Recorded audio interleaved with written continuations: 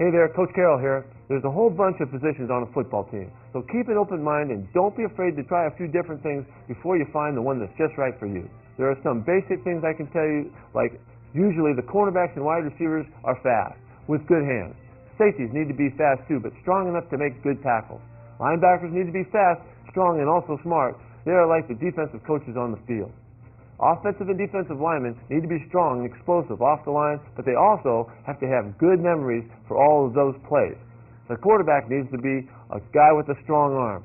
Quarterbacks have to be able to think fast. They're like the offensive coach on the field.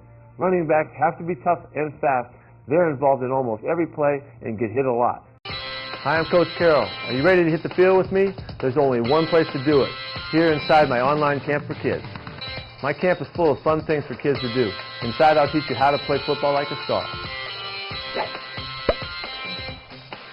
Hey, there's lots of fun games to play and tons of prizes to win. You might find me inside playing the games too.